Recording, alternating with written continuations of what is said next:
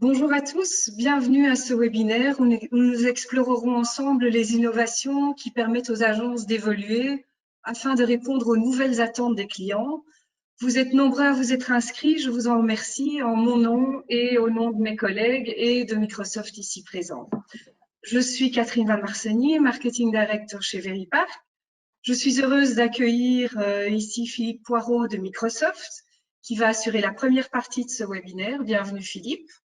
Merci. Et sa présentation sera suivie par une présentation par Zuber Benterdeyet de Veripark, qui présentera Veripark et nos solutions, suivie d'une démo. Bonjour à tous. De passer à la présentation, j'aimerais juste vous présenter quelques détails pratiques. Vous voyez dans votre panneau que vous avez une petite flèche qui vous permet d'ouvrir et de fermer votre panneau de contrôle s'il vous bloque la vue. Vous voyez un menu audio également qui vous permet de régler le son au cas où vous auriez des problèmes. Et tout au long du webinaire, vous voyez aussi qu'il y a un panneau questions où vous pouvez soumettre vos questions et vos commentaires. Nous répondrons à toutes les questions à la fin du webinaire, donc après toutes les présentations. Si nous n'avons pas le temps de répondre à toutes les questions, nous prendrons contact avec vous pour y répondre personnellement. Et alors, une toute dernière note, cette présentation est enregistrée. Vous recevrez le lien vers l'enregistrement demain ou plus tard dans la journée, le temps que le système procède à l'enregistrement et à la publication. Sur ce, je voudrais inviter Philippe à prendre la parole. Merci Catherine. Bon. Voilà, je vais partager mon écran pour que tout le monde puisse le voir.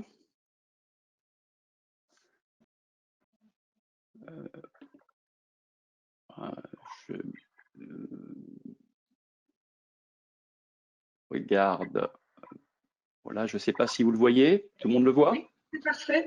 Voilà, super. Donc, bonjour à tous. Je suis très heureux de participer à ce webinaire qu'on a construit conjointement avec Veripark, qui est un partenaire de Microsoft, avec lesquels nous avons des relations très fortes et très proches.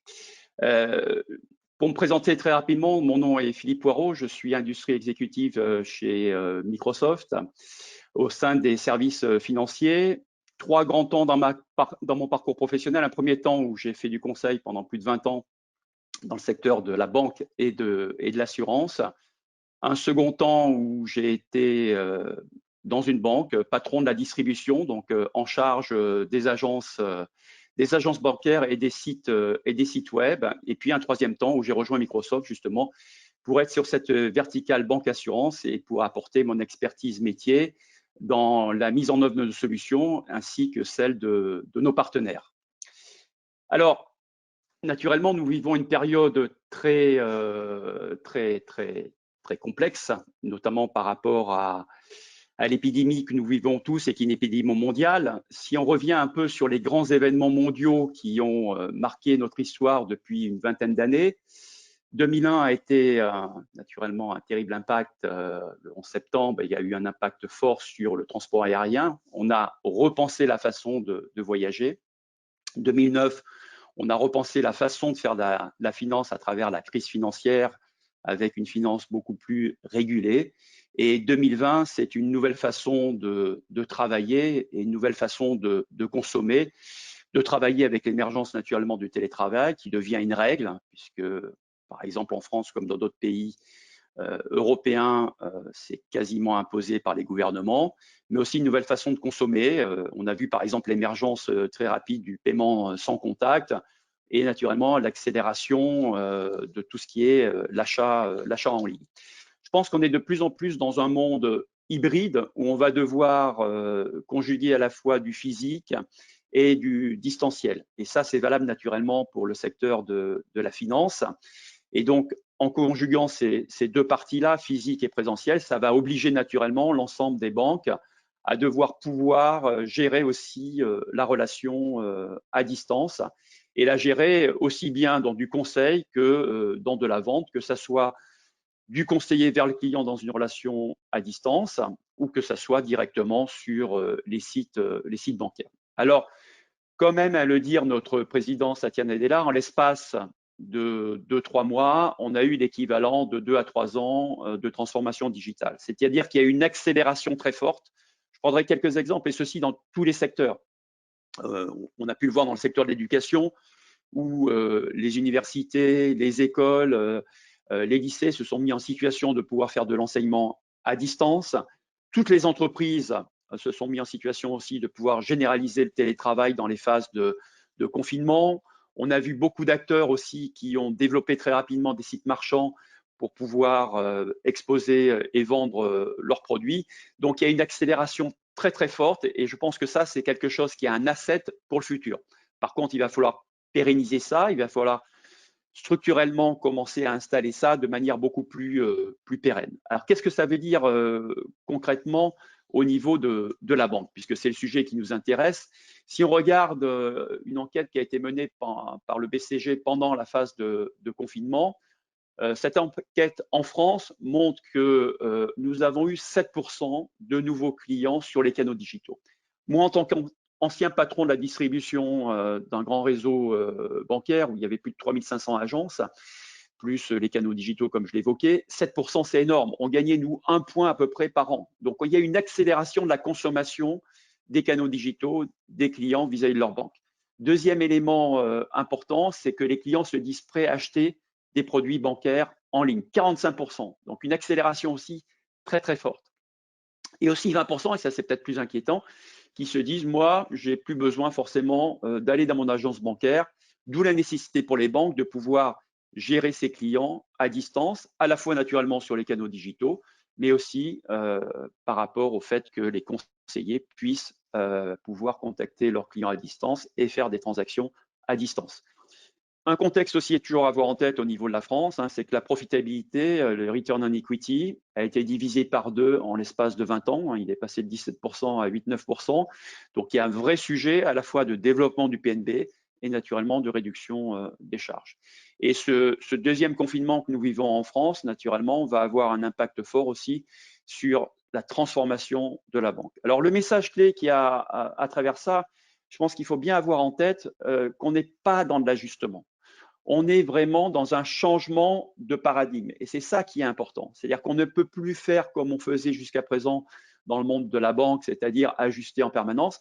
Là, il y a une nécessité d'accélération, de changement de paradigme. Je prendrai quelques exemples. Les 8 qui me semblent être majeurs aujourd'hui sur lesquels il faut agir rapidement. Cette capacité de permettre aux gens de travailler à distance pour assurer la continuité de service vis-à-vis de leurs clients dans le secteur de la banque. Je vais vous donner 1 ou 2 exemples que nous avons traités au niveau de Microsoft et je vais aller au-delà du secteur de la banque.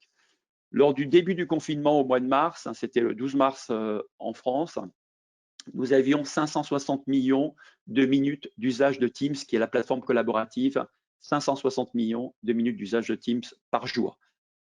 20 jours plus tard, c'est-à-dire fin mars, nous étions à 2,7 milliards de minutes d'utilisation de Teams par jour. Fin avril, nous étions à 5 milliards. Tout ça pour dire qu'il y a une accélération du télétravail et que seule une solution de type SaaS permet de monter en scalabilité pour répondre aux exigences du client. Et c'est pour ça qu'avec Veripark aussi, on travaille conjointement pour avoir ces solutions disponibles, scalables en temps réel. Et ça, c'est un élément fondamental du nouveau contexte, c'est cette capacité à s'ajuster en permanence. Et donc, il faut que les banques arrivent à pouvoir faire face à tous ces événements imprévus qui sont de plus en plus importants. Et donc, la technologie est un enabler majeur pour y arriver. Deuxième sujet, là, on va parler plutôt de fonctionnalité. C'est se dire comment on se met en situation de pouvoir gérer la relation client à distance. Et ça, c'est important, c'est-à-dire se dire, voilà, comment notre conseiller peut gérer son client à distance, comment notre conseiller peut pousser des produits à distance, mais aussi comment le client lui-même peut aller faire de l'achat à distance. Il y a ces 2 éléments qu'il faut travailler. Naturellement, et c'est le 3e point qui va illustrer ça, la maîtrise de la donnée, la maîtrise de l'intelligence artificielle va permettre aussi de faire des recommandations en temps réel. La gestion des clients aujourd'hui se fait souvent par segment, c'est-à-dire par un ensemble de clients qui a des caractéristiques communes. Le sujet d'aujourd'hui n'est plus le segment, le sujet d'aujourd'hui est l'hyper-personnalisation, d'où la nécessité de pouvoir, en temps réel, grâce à l'analyse des données, pouvoir pousser les bonnes recommandations par rapport à un contexte qui correspond au contexte du client. Quatrième point où il faut changer d'échelle, changer de paradigme, c'est le sujet de la valeur ajoutée, c'est-à-dire le sujet aussi du conseiller augmenté, c'est-à-dire cette capacité aussi pour le conseiller à avoir des recommandations spécifiques pour son client. Comment on crée une nouvelle valeur? Et c'est comme ça qu'on va faire de la rétention client, qui est un objectif majeur naturellement pour les banques, pour conserver leur PNB, pour conserver leur chiffre d'affaires. Cinquième point, c'est maintenir et augmenter ses revenus. Et là, on va parler d'open banking, de nouveaux services. Comment, grâce à l'APIisation de ces systèmes d'information, on va pouvoir agréger de nouveaux services qui sont autant de nouvelles sources de revenus. Sixième point, c'est par rapport à cet environnement où on a un environnement qui est de plus en plus compétitif. Et c'est cette capacité aussi à faire face à ces autres compétiteurs qui sont ces néobanques. Et ça, c'est possible en tant que banque, naturellement, avec un système d'information plus ouvert, qui va être en capacité d'agréger des solutions de partenaires, qui va être en capacité en time to market à délivrer ces solutions-là, telles qu'on va les partager avec Veripark. L'avant-dernier point, c'est la partie réduction des charges. Et là, c'est un sujet aussi comment on passe d'une approche CAPEX à une approche OPEX.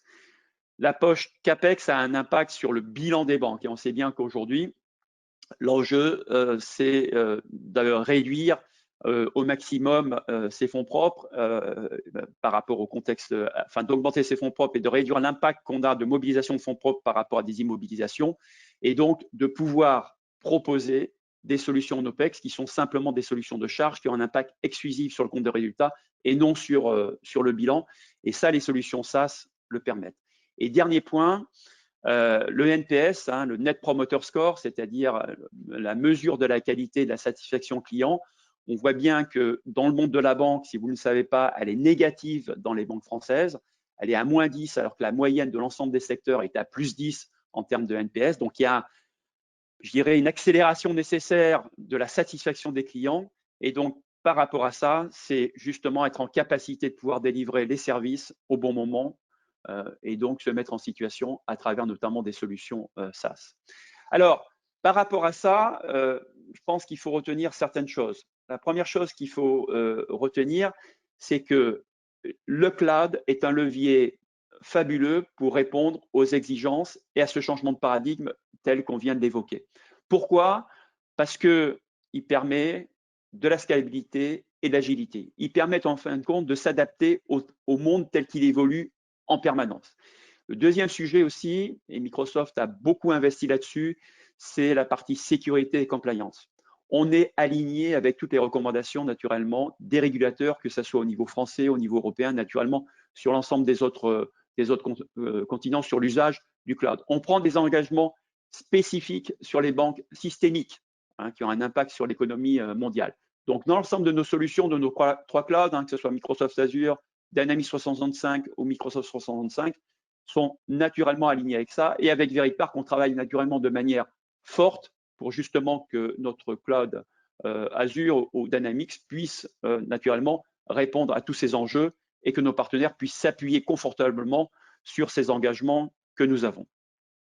Dernier point de ma présentation, c'est que dans le monde dans lequel nous vivons, où on doit, je dirais, mobiliser moins de fonds propres, on doit réduire au maximum les charges pour regagner en profitabilité au niveau des banques. On a trois grands leviers technologiques. On a le levier du IaaS, de l'infrastructure, naturellement. Comment passer en OPEX sur des éléments de IaaS, de la plateforme as a service, comment aller mobiliser de la data et de l'IA pour créer de la valeur pour ses clients. Et naturellement, la solution SaaS, c'est une solution de software as a service pour très rapidement délivrer une valeur. Et c'est cette promesse qu'on a avec Veripark de proposition de valeur qu'on a à vous offrir, qu'on va vous présenter de manière détaillée par rapport aux fonctionnalités, à la proposition de valeur fonctionnelle de Veripark, c'est-à-dire de pouvoir créer de nouvelles expériences sur l'ensemble des canaux de la relation client, d'avoir une vision 360 du client et d'avoir un collaborateur qui a des éléments de la data et des insights de telle manière à créer de la valeur par rapport à son client, de favoriser ainsi l'engagement des clients et donc la satisfaction client, le fameux NPS qu'on évoquait, mais aussi d'éviter l'érosion des fonds de commerce et puis aussi d'avoir des solutions vraiment spécifiques par rapport à des sujets qui sont des sujets d'importance dans le domaine bancaire où on sait qu'on capte du client, notamment par rapport au loan, par rapport au crédit, d'être efficace sur ces sujets-là. Voilà ce que je voulais partager avec vous et je laisse maintenant la parole à notre partenaire Veripark.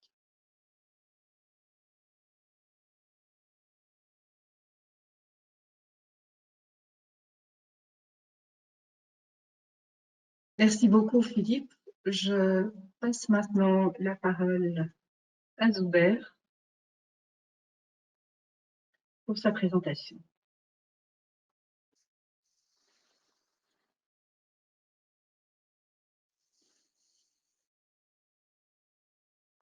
Merci Catherine.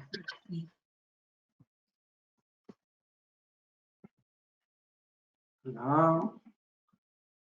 Donc, je partage mon écran.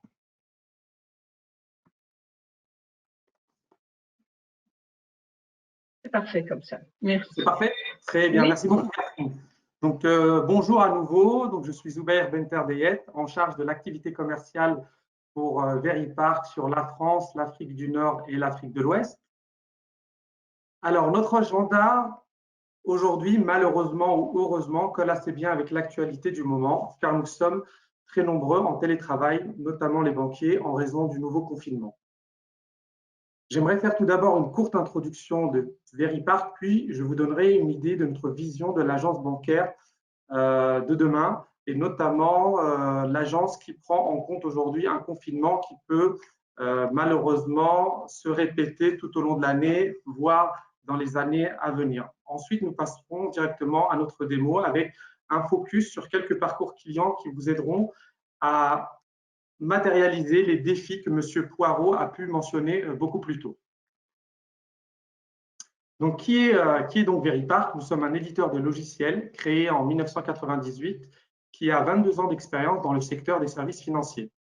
Nous avons plus de 700 employés basés dans 15 pays avec des bureaux de Bruxelles à Kuala Lumpur et de nouveaux bureaux qui s'ouvrent constamment, notamment tout récemment un bureau au Canada pour accompagner un nouveau client.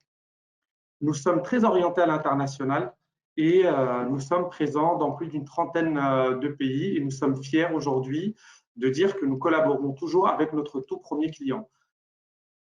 Dédié au secteur de la banque et de l'assurance, nous sommes un partenaire privilégié de Microsoft, notamment sur les métiers du CRM et du digital banking qui sont nos métiers historiques.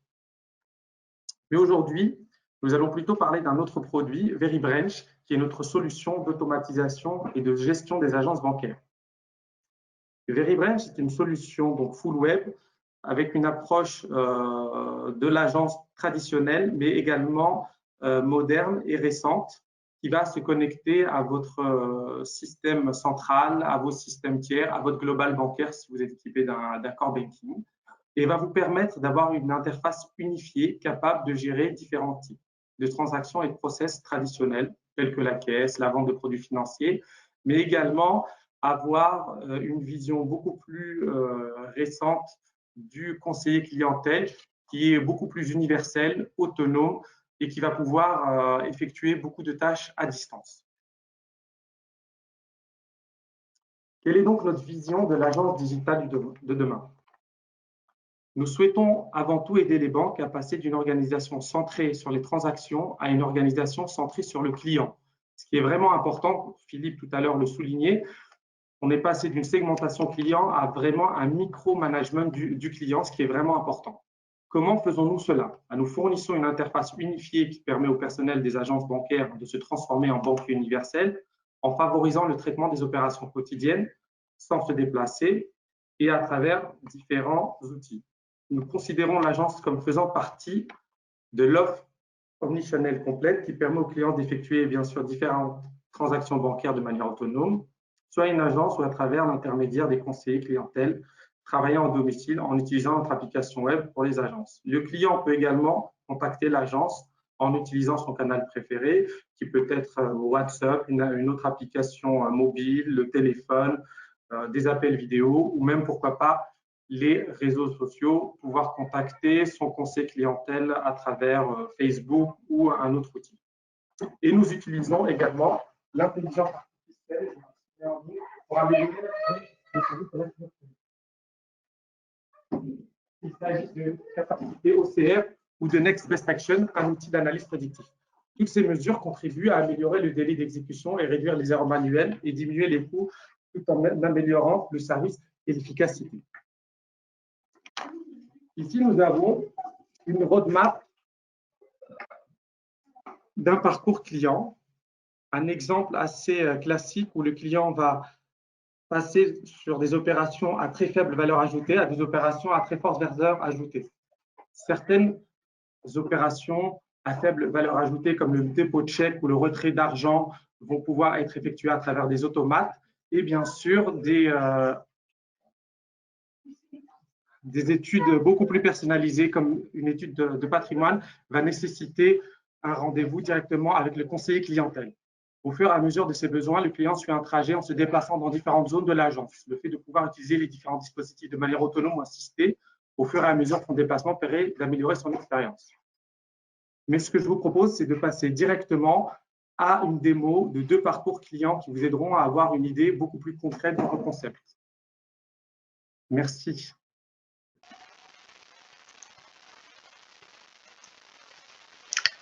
Dans la nouvelle normalité, nous voyons de nouveaux styles d'interaction dans les agences bancaires, les clients préférant utiliser leur téléphone portable plutôt que de toucher les guichets automatiques ou les bornes. Alors aujourd'hui, nous allons vous montrer 2 scénarios. Lors du premier parcours, nous verrons comment notre solution transforme les agences bancaires physiques en éliminant le papier ou tout autre contact et en introduisant une interface unifiée pour les collaborateurs des agences. Dans le deuxième parcours, nous verrons comment notre solution web permet aux collaborateurs travaillant à domicile de prendre en charge des transactions des clients à partir de canaux multiples. Passons à la première démo où un client de la banque, Archie Andrews, visite l'agence afin d'effectuer une transaction bancaire. Nous verrons comment Archie est en mesure de fournir les détails des transactions sans aucun contact tactile en utilisant des formulaires électroniques dotés de capacités d'intelligence artificielle et de reconnaissance intelligente des caractères pour analyser les détails des chèques sans toucher aucune surface ni papier de la banque. Nous verrons également Martin, qui travaille au guichet, utiliser une interface unifiée pour vendre, résoudre et servir tout en effectuant des transactions sans papier. Commençons notre parcours du point de vue d'Archie Andrews. Cela fait un certain temps qu'il n'a pas visité sa banque et cette fois, il voit que les terminaux en libre-service qui étaient d'habitude fort sollicités sont maintenant vides. Il reçoit une notification push sur son téléphone portable indiquant qu'il peut maintenant se connecter au réseau de l'agence sans se rendre au terminal libre-service. Archie décide d'essayer cette nouvelle technologie proposée par la banque. Il se connecte et il est redirigé vers une page qui lui demande de fournir son numéro de téléphone portable. Quand il a fourni son numéro, il continue et reçoit un mot de passe à usage unique sur son GSM qu'il doit remplir. Le système identifie ensuite Archie à partir du numéro de portable. Cependant, pour lui donner accès aux transactions, une authentification à 2 facteurs est requise. Archie est donc invité à répondre à quelques questions de sécurité. Et par exemple ici, il fournit la 2e et la 4e lettre du nom de jeune fille de sa mère.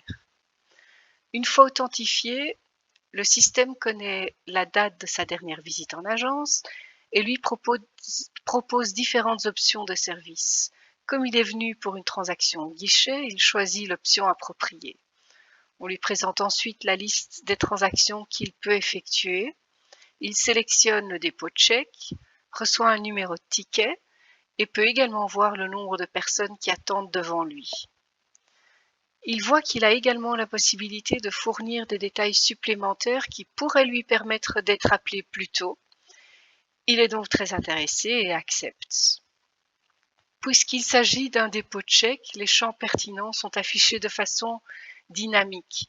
Encore une fois, ici, nous ne voulons pas qu'Archie remplisse toutes ces informations manuellement. Il peut donc prendre une photo de son chèque en utilisant la caméra de son portable. À partir de l'image capturée, les informations pertinentes sont extraites et placées dans les champs appropriés. L'analyse des détails du chèque est rendue possible grâce à la reconnaissance intelligente des caractères par Microsoft Cognitive Services, qui peut même lire les données manuscrites du chèque. Archie vérifie ensuite les détails extraits du chèque et les confirme. Après confirmation, il voit que le numéro du formulaire électronique est généré pour lui. Si nécessaire, il peut continuer et ajouter une autre demande au même numéro de formulaire électronique. De cette façon, nous voyons que sans toucher aucune surface, kiosque ni papier de l'agence, Archie a pu fournir les détails de la transaction. En utilisant les capacités d'analyse des chèques, nous avons pu réduire considérablement le temps nécessaire pour compléter les détails de cette transaction. Ces capacités permettent également des transactions plus rapides, car les risques d'erreur lors du remplissage manuel des formulaires électroniques sont réduits. Dans la nouvelle normalité, nous assistons à l'évolution de ces styles d'interaction qui permettent à la banque d'exploiter et d'utiliser les réseaux d'agences tout en améliorant la sécurité des clients. Nous avons vu comment le client a pu utiliser les solutions numériques sans contact. Nous voyons maintenant comment l'interface unifiée permet à notre collaborateur au guichet, Martin, de vendre, résoudre et servir les clients tout en permettant à la banque de développer des succursales numériques. Martin est pourvu d'un tableau de bord personnalisé où il peut voir toutes les informations à propos des transactions qu'il a effectuées. Il peut également consulter les différentes annonces de la banque et dans le même tableau de bord voir les différentes activités en attente d'action. Lorsqu'il clique sur le bouton suivant, appelant le prochain client dans la file d'attente, le système lui présente une vue unique du prochain client, en l'occurrence Archie Andrews. Grâce à cette vue unique, Martin peut très rapidement avoir un aperçu complet de la relation du client avec la banque. Il peut voir ses produits actuels, les différents canaux qu'il utilise, ainsi que d'autres détails concernant son engagement avec la banque. Quand le client s'approche du comptoir de Martin, celui-ci peut, en un seul clic, accéder à un large éventail de transactions. Celles-ci incluent les transactions de gestion de compte, de gestion de prêt, de gestion des cartes, les transactions en espèces et par chèque, les différents types de transferts de fonds et les paiements de factures. Dans ce cas particulier, puisque le client est venu pour un dépôt de chèque, Martin peut en un clic ouvrir le formulaire à remplir pour compléter la transaction. Vu que le client a déjà rempli ses informations via le formulaire électronique, Martin n'a plus à remplir ses détails, il peut simplement récupérer les informations pour compléter les champs pertinents avec ces informations. La capacité de récupérer les infos des formulaires électroniques permet à Martin d'accélérer la transaction tout en améliorant l'efficacité du service. Après avoir vérifié les informations, Martin peut effectuer une vérification des antécédents dans son système Core Banking pour valider les informations fournies. Après validation, il continue et confirme les détails de la transaction. À ce stade, il compare la signature sur le chèque avec les signatures disponibles dans le système pour ce compte particulier. Il peut s'agir ici d'une vérification manuelle ou automatique. Si à aucun moment Martin a des doutes sur l'une des informations associées à la transaction, il peut forwarder la transaction pour approbation. Cela déclencherait une approbation à distance, voire locale. De plus, si Martin doit authentifier le client à ce stade de la confirmation, nous ne voulons toujours pas que le client signe un papier ou touche une surface de l'agence. La vérification se fait donc à l'aide d'un mot de passe unique ou OTP que le client reçoit sur son mobile. Au cas où le client ne souhaite pas valider avec OTP et peut être validé en capturant sa signature numérique ou via une vérification biométrique. Ici, comme nous nous concentrons sur un voyage sans contact dans cette démo, nous validerons à l'aide d'OTP. Une fois que le client a fourni l'OTP, il est authentifié et la transaction peut être poursuivie. Nous voyons maintenant qu'un accusé de réception est généré et envoyé sous forme d'email au client qui complète ainsi la transaction.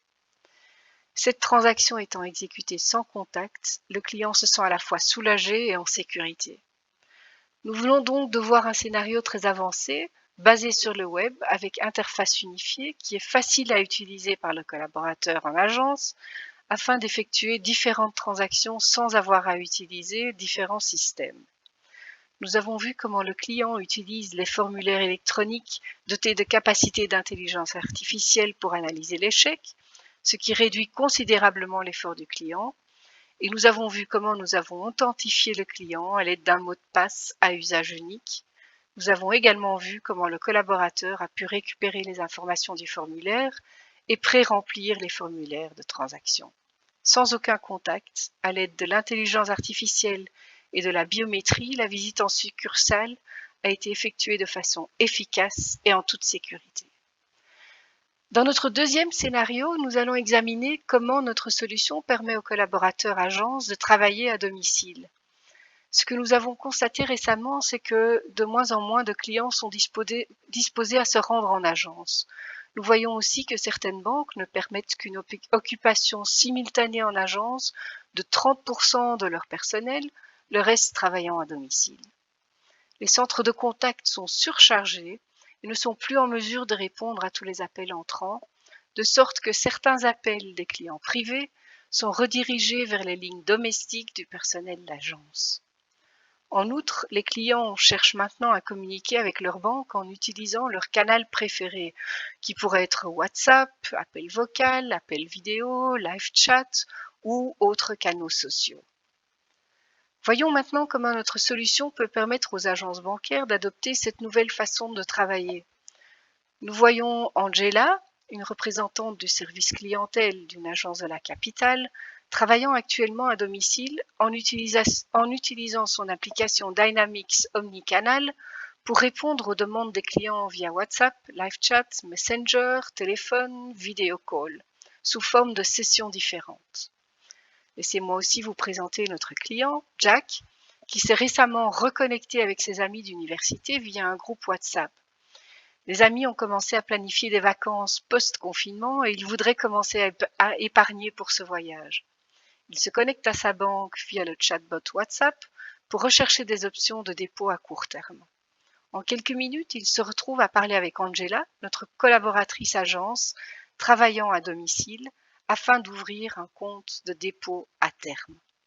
Ouvrons l'écran du client communiquant à l'aide de WhatsApp à gauche, tandis que nous voyons le tableau de bord du représentant du service clientèle à droite. Montrons d'abord le parcours WhatsApp de Jack. Quand il lance la communication, c'est un robot qui lui répond d'abord. Jack peut compléter différentes transactions, comme le paiement d'une facture ou un transfert de fonds. Pour le moment, Jack a une question et fournit plus de détails sur ce qu'il recherche. En utilisant le traitement automatique du langage naturel, le robot comprend le sujet de la requête de Jack et lui soumet un article qui lui permet de trouver plus de détails sur les comptes de dépôt à court terme. Jack est satisfait des infos présentées et veut ouvrir le compte de dépôt à terme. Le bot lui demande ensuite s'il souhaite continuer, ce qui lui plaît car cela lui permet de terminer le processus sans avoir à se rendre physiquement à l'agence bancaire. Jack introduit sa demande et avant d'entamer le processus, son identité est vérifiée à l'aide d'une série de questions de sécurité. Jack fournit le nom de jeune fille de sa mère et le montant de la dernière transaction qu'il a effectuée. Au fur et à mesure qu'il répond à ces questions, il peut décider de quelle façon il souhaite ouvrir son compte de dépôt à terme. Il peut le faire en utilisant un canal en libre service comme une application mobile ou un portail bancaire web où il peut entrer en contact avec un collaborateur de l'agence via le même canal WhatsApp afin de poursuivre le processus de candidature. Jack choisit une conversation avec un collaborateur de l'agence et le chat le redirige automatiquement vers un représentant du service à la clientèle connaissant les comptes de dépôt à court terme. Alors que la demande de Jack est acheminée vers Angela, on voit à droite de l'écran qu'Angela, grâce à son tableau de bord personnalisé, peut voir la demande et l'accepter. Alors qu'Angela accepte la demande, afin de pouvoir fournir une assistance personnalisée au client, la vue unique du client s'ouvre pour elle.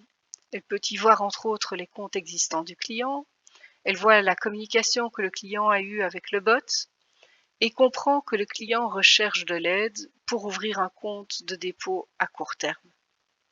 En utilisant Microsoft Cognitive Services, qui analyse l'interaction du client avec le bot, Angela voit aussi un sentiment client neutre. Elle se présente au client et en un seul clic, elle accède au bloc de transactions entreprise, une application agence web lui donnant accès à un large éventail de transactions. Il s'agit de la même interface unifiée que celle que nous avons vue dans la première démo, mais cette fois, Angela y accède à partir de son domicile. Elle clique sur l'ouverture d'un compte de dépôt à terme, ce qui ouvre le formulaire lui permettant de continuer à remplir les détails pertinents. En utilisant la communication par chat, Angela peut demander au client quel est le terme désiré ainsi que le montant envisagé et le compte qu'il voudrait utiliser. En fonction des réponses du client, Angela lui communique le montant qu'il recevra à la fin de la période. Elle confirme ensuite la transaction. Au stade de la confirmation, le client est vérifié à l'aide d'un mot de passe à usage unique. Angela utilise le mot de passe fourni par le client afin d'exécuter la transaction qui ouvre le compte de dépôt à court terme pour le client sans qu'il ait à se rendre en agence. Dans cette démo, nous avons vu à quel point un service omnicanal est primordial pour les banques. Nous avons vu comment les clients de la banque ont désormais la possibilité de communiquer et d'effectuer des transactions en utilisant leurs canaux préférés. Centrée sur le client, la conversation a pu passer aisément d'un robot à un collaborateur travaillant à domicile. L'application Agence permet aux collaborateurs d'effectuer différentes transactions bancaires pour leurs clients. Et dans cette nouvelle normalité, nous voyons ces styles d'interaction évoluer et façonner les stratégies digital first des banques. Le potentiel d'une seule application web front-end Agence, capable de gérer les chats, les communications en direct et de fournir un soutien transactionnel, permet aux banques de réinventer leurs agences bancaires dans cette nouvelle normalité. Alors, avant de passer à vos questions éventuelles, j'aimerais brièvement vous présenter ce qui pourrait devenir une prochaine étape dans notre relation avec vous. Si vous êtes intéressé d'en savoir plus par rapport à cette solution ou d'autres solutions, j'aimerais vous parler très brièvement du programme Catalyst de Microsoft et de la possibilité d'organiser avec vous un workshop Envisioning qui est un workshop d'une journée où nous pouvons découvrir ensemble comment nous pouvons vous aider à accélérer votre transformation digitale et explorer comment ces solutions pourraient vous aider, vous et votre banque. Alors sur ce, j'aimerais inviter les interlocuteurs à rallumer leur caméra.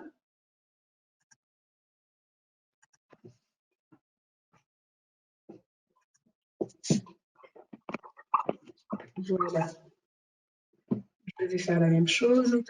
Et je regarde s'il y a des questions. Il y a une première question pour Zuber, peut-être, qui demande si l'interface de nos solutions est toujours en anglais.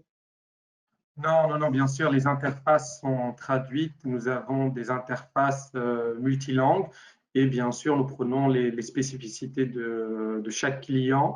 Nous sommes, comme je vous l'ai dit en introduction, présents sur différents fuseaux horaires. Nous avons des clients au Moyen-Orient qui demandent des écrans en arabe. Nous avons des clients, bien sûr, en Europe et en Afrique du Nord où nous utilisons le français et bien sûr l'anglais qui est la langue que nous utilisons le plus communément.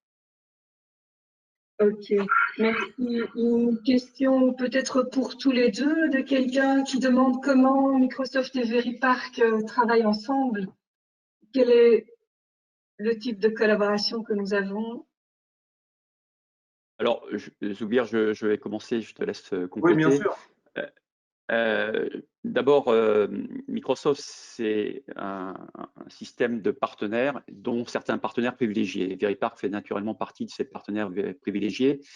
Et ce qui est intéressant, c'est qu'au niveau de Microsoft, on a l'ingénierie de Microsoft qui va travailler avec ses partenaires privilégiés, donc qui va travailler avec Veripark pour pouvoir répondre au plus près, naturellement, des attentes de la solution, de telle manière à mobiliser l'ingénierie sur des socles technologiques qui sont des socles technologiques de Veripark.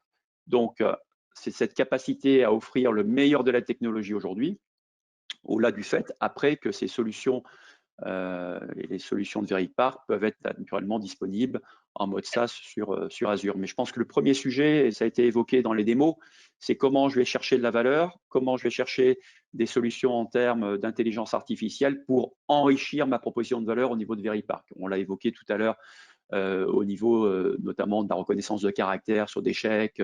Pour prendre un exemple, hein, on a un module là qui s'appelle un module d'OCR qui va permettre d'aller capturer sur un chèque les éléments clés de telle manière à les restituer après au système d'information de l'entreprise à travers Veripark. Merci Philippe.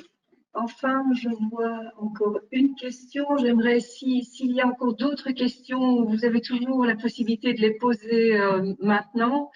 Celle que je vois encore, c'est quelqu'un qui me demande si et comment nos solutions s'intègrent avec les applications existantes de la banque. Soubert. Oui, alors nous avons un module que nous appelons VeriLink, qui est, on va dire, un sort de middleware ou de module d'interfaçage qui va permettre, à travers les API, les microservices, d'aller se connecter au global bancaire de la banque ou à son système in-house. Nous avons bien conscience de la diversité des systèmes d'information des banques et nous sommes assez agiles. Nous permettons, grâce à ce module VeriLink, une accélération du projet. C'est vraiment un accélérateur et ce qui nous permet de mettre live ce type de produit en quelques mois. Ok, merci beaucoup. Merci Zuber, merci Philippe, merci à tous d'être venus et de nous avoir suivis. Si vous avez des questions, si vous voulez plus d'informations, vous voyez ici l'adresse email à laquelle vous pouvez vous adresser si vous n'avez pas l'adresse ou si vous n'avez pas encore de contact chez nous. Vous trouverez également beaucoup plus d'informations sur notre site web. Alors, comme je vous l'ai dit au début, cette session a été enregistrée. Vous recevrez tous l'enregistrement très bientôt. N'hésitez pas à nous contacter. Nous espérons pouvoir faire de belles choses ensemble dans les semaines et les mois à venir. Et n'hésitez pas, si vous êtes intéressé par un workshop, faites-le nous savoir. Nous nous ferons un plaisir de répondre à toutes vos questions de façon individuelle également. Alors, merci Catherine, merci Zuber. Merci aux organisateurs et merci à tous les participants et faites attention à vous et restez à la maison. Voilà. Bonne journée à tous. Au revoir. Au revoir.